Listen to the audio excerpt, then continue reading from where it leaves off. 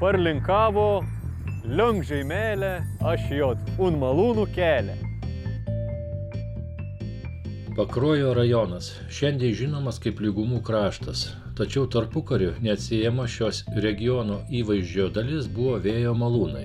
Kadaise jų būta net per 300 ir tik aplankius keletą išlikusių malūnų galima įžvelgti mažą dalelę senais laikais juose klestėjusios galybės.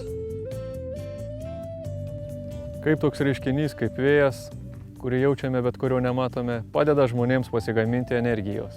Pirmųjų vėjo malūnų mechanizmai buvo sudaryti iš velenų, juos sukančių sparnų, krumpliaračių ir girnų. Ir jie buvo naudojami malant grūdus. Pirmieji vėjo malūnai naudojo vertikalios ašies vėjo varomą mechanizmą. Tačiau vėliau pastebėta, kad horizontalios ašies tipo malūnai yra daug našesni. Išradimas patobulintas, prijungus konstrukcijas automatiškai pasukančias malūno sparnus vėjo kryptimi. Modernesni malūnai yra dar pažangesni, jie prisitaiko prie kintančio vėjo stiprumo.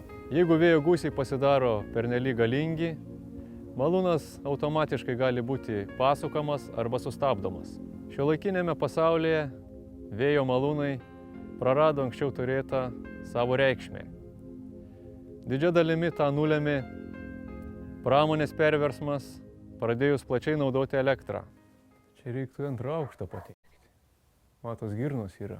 Iš antro aukšto trečio yra laiptai dar, bet iš pirmo į antrą nebėra laiptų. Ne, tvirtai laiko ir įsitikinęs. Svarbiausia, reikia būti įsitikinusiam, ką.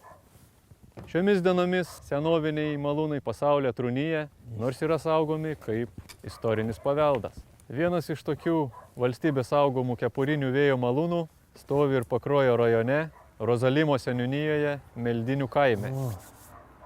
Čia fantastika, girnos, dviejos girnos, viršutinės ir apatinės girnos.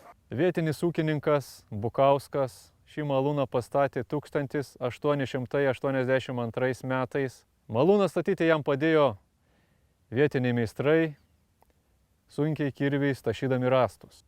Malė pats savininkas padedamas vėjo. O antrojo pasaulinio karo metu girnos malūno suko garo variklis. Pokario metu malūną nacionalizavus įvesta elektra. Nors malūnai reprezentuoja Pakruojo kraštą, o Pakruojo herbe taip pat afišuojamas vėjinis malūnas, Pakruojo rajono medinės architektūros paveldo perlas Meldinių kepurinis vėjo malūnas su kiekviena diena nyksta.